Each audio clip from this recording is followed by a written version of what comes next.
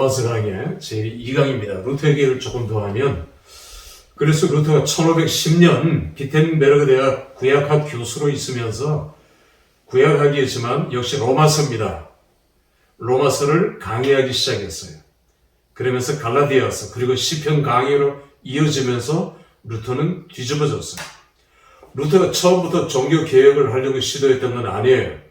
그러나 95개조의 반박문을 비텐베르그 교회당 문 앞에다가 붙이면서 자기도 원하지 않았던 종교 개혁의 거대한 물결에 휩쓸리게 된 거죠. 그리고 세상은 완전히 뒤바뀌어 버렸어요. 그 시작과 기초가 로마서입니다. 루터에 대해서 더 얘기하고 싶지만 중단하고 바울로 넘어가겠습니다. 자, 바울이 로마서를 통해서 어떻게 변화되었는가?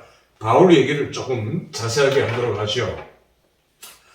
자, 로마서는 바울이 기록자입니다. 하나님께서 바울을 통해서 기록하게 하셨죠. 자, 바울은 다소 출신입니다. 다소. 디아스포라, 흩어진 유대인들. 예루살렘이 AD 70년에 망하고 흩어진 유대인들은 다소로 몰려들었고, 또 하나는 알렉산드리아. 자, 아테네. 다른 도시로도 갔지만 제가 세 개를 거론하는 이유는 다소는 지도상으로 보면은 바벨론 쪽 위쪽으로 터키와 바벨론 쪽을 중심으로 흩어져 있는 디아스포라 유대인들에게 교육 도시였어요. 그들에게 교육의 중심 도시가 타르소스, 다소였고요. 알렉산드리아는 이집트, 이 북아프리카, 그리고 이 디아스포라 근처에 흩어져 있는 알렉산드리아는 디아스포라 최대 도시였어요. 유대인들이 100만이 넘는 유대인 디아스포라가 거주하고 있었던 알렉산드리아. 물론 당대 인구는 300만 정도가 그 근처 인구들까지. 그래서 알렉산드리아 학파, 우리가 잘 아는 아볼로, 바울과 필적할 정도로 성경 박사였죠. 신학 박사. 그 아볼로는 알렉산드리아 출신이었고요. 아테네는 그 디아스포라라기보다도 아테네는 그 헬라 철학의 본산지죠. 플라톤, 소크라테스, 아리스토텔레스의 고향이었던 아테네는 헬라 철학의 본산. 여기 다소나 알렉산드리아의 디아스포라는 이제 그 히브리 철학의 본산, 히브리 신학의 본산. 그 아테네와 헬라와 대조가 되는 헤브라이즘과 헬레니즘이 대칭을 이루는 그런 구도. 그러니까 다소는 알렉산드리아와 아테네에 필적할 만큼 굉장한 교육도시였어요. 그러니까 바울의 부모는 로마 시민권을 가지고 있었기 때문에 이거는 굉장한 집안입니다. 대대로. 그리고 큰 공을 세웠거나 로마에 큰 돈을 도네이션 했거나 어쨌든 쟁쟁한 집안인데 문제는 그 집안이 베냐민 지파예요. 베냐민 지파는 다윗 이전부터 힘을 잃었어요. 말제 지파입니다. 실제적으로 말제기도 하고요. 그래서 별 영향력이 없는데 이 아버지는, 바울의 아버지는 사울이라고 이름을 지었어요. 사울이라고 이름 짓는 부모가 없어요. 수치스러운 이름입니다. 사울 왕. 그런데 그 아버지가 이름을 그렇게 지었다는 것은 우리 베냐민 지파라는 걸 드러내기 위함이고 베냐민 지파를 살리기 위해서 자기 아들 이름을 의도적으로 그렇게 지은 거예요. 사울이라는 이름은 짓지 않아요. 그 이름은 없는 이름이에요. 드문 이름이에요. 자, 그러니 여러분 우리가 유추 해석을 할 수 있죠. 사울은 어릴 때부터 자기 가문을 일으켜야 되겠다라고 하는 피해의식 혹은 소명의식 혹은 강박관념 이런 것들로부터 자유롭지 못했을 겁니다. 이름 자체가 그걸 반증해 주고 있어요. 그 이름이 불릴 때마다 놀릴감이 되는 건 당연하겠죠. 이런 사울이 여기에서 다소에서 최고의 교육을 받고 예루살렘으로 유학 갑니다. 예루살렘은 히브리 철학, 히브리 신학의 본산이죠, 본산. 자, 그런데 당시에 예루살렘에는 샴마이 학파, 바리새파의 큰 고두가 둘 있는데, 샴마이 학파, 하나는 힐렐 학파. 자, 여러분들이 그 탈무드를 보면 힐렐이라는 이름이 많이 나와요. 샴마이는 안 나옵니다. 그 탈무드의 저자 중에 제일 유명한 이가 힐렐이에요, 힐렐. 힐렐은 디아스포라, 흩어진 유대인들의, 바리새인들의 두목, 고두예요, 고두. 가장 위대한 히브리 학파의 고두가 힐렐입니다, 힐렐. 이 힐렐의 수제자가 가말리엘이에요. 우리 사도행전에 나오는 가말리엘. 그리고 힐렐의 손자입니다, 손자. 산마이는 본거지가 예루살렘이었고 힐렐은 본거지가 예루살렘이에요. 산마이는 정통 바리새인, 정통 유대교고요. 그래서 타협하지 않아요. 그런데 힐렐 학파는 타협이라기보다 조금 자유로워요. 그래서 이제 그 받아들이기도 하고 이제 그 적용을 잘합니다. 조금 자유로워요. 자유주의라는 건 아닙니다. 그런데 샴마이는 너무 지나치고요. 둘이 원수같이 으르렁거렸죠. 자, 그런데 바울은 이 힐렐의 가말리엘 후계자가 돼요. 바울. 그만큼 바울도 당대 히브리 신학, 히브리 철학의 대가라고 할 수 있는 거예요. 자, 그런데 바울이 보세요. 바리새인입니다. 가말리엘은 바리새인의 수장이니까. 그런데 그 바리새인의 그 대적자들이 누구냐면 사두개파, 사두개인,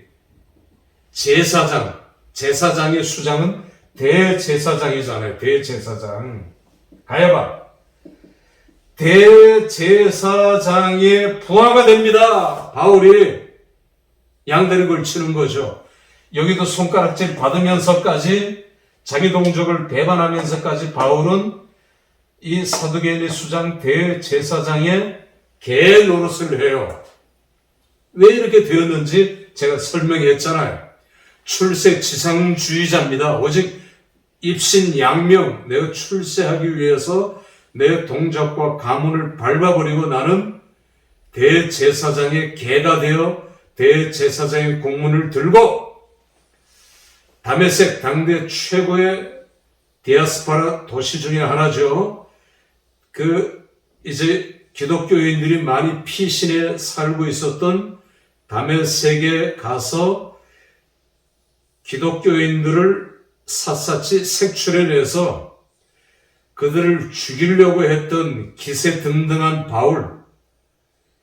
이 바울이 이미 스데반을 죽이면서 그때 바울은 충격을 받았습니다.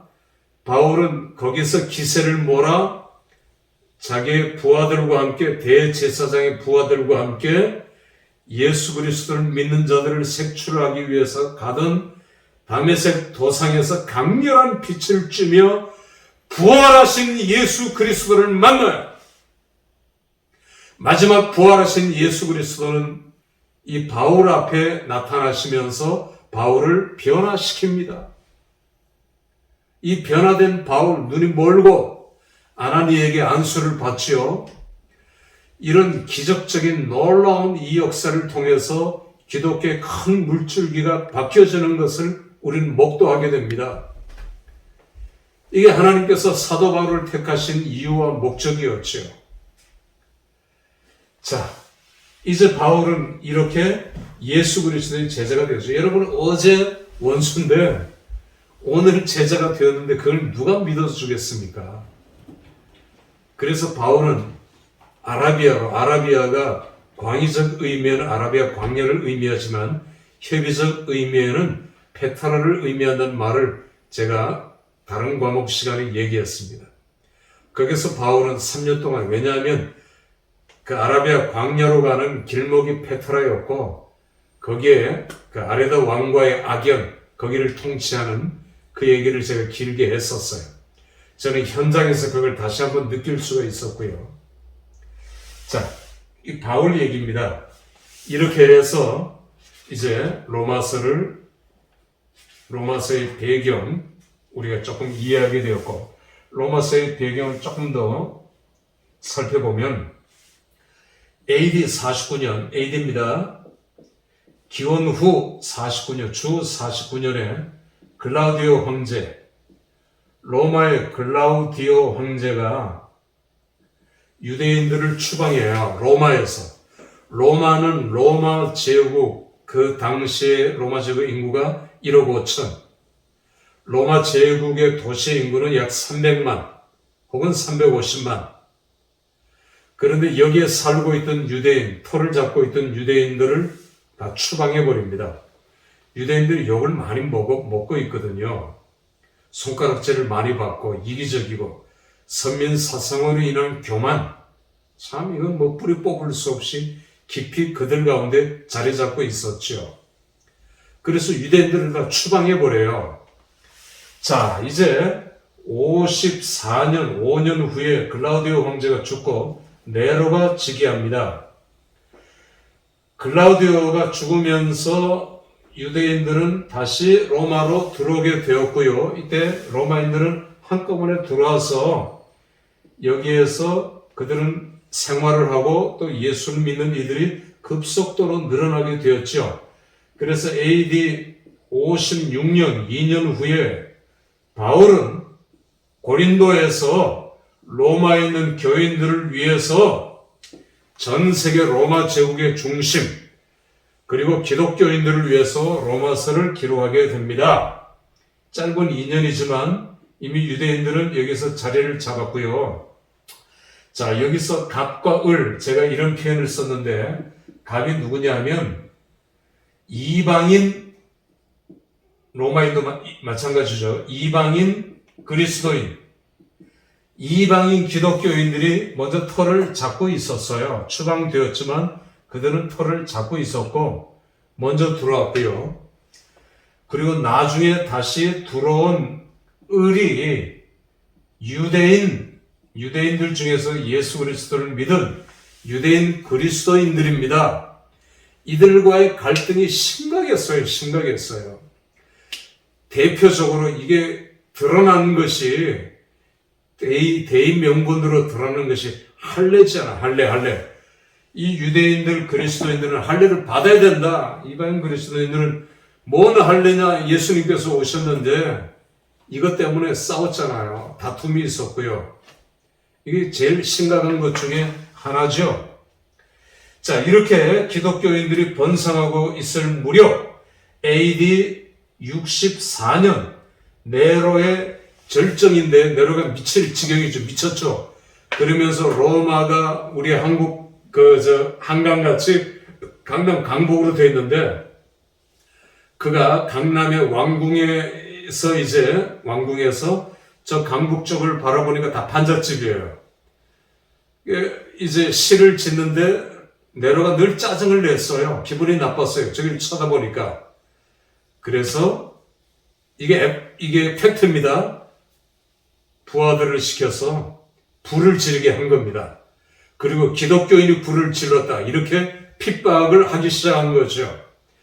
그리고 불타는 기독교인들의 그 몸에 기름을 사방에 붙이고 시를 지었던 미친 네로의 광기가 극에 달했던 그 시대, 그때부터 기독교인들의 핍박을 피해서 카타콤 속으로 들어가요. 이때부터 AD 64년부터 250년 동안, 그러니까 313년 콘스탄틴 대제기에서 기독교가 공인될 때까지 로마 성에서 불과 4km 떨어진 카타콤, 저거죠, 묘지, 그 속에서 기독교인들은 생활을 하고 도피하고 그들은 거기서 자식을 낳고 자식들이 일찍 죽고 그렇게 250년간을 예수 부인하지 않고 믿음 지키면서 살았다는 거예요. 정말 눈물이 날 지경이죠. 그리고 AD 313년 기독교가 공인되고 자유를 얻었고요. 카타콤에서 나왔고요. 325년 11년 후에 니케아 종교회의를 통해서 사도신경, 기독교의 모든 교리가 기초를 이루었고 집대성을 이루었던 니케아 종교회의를 우린 기억해야 돼요. 여러분, 제가 짧게 교회에서의 얘기도 좀 했고 로마서의 배경 얘기를 좀 드렸습니다. 자, 이제 우리는 로마서 1장부터 공부를 시작하도록 하겠습니다. 자, 로마서 1장 다음 시간부터 하도록 하시오. 감사합니다.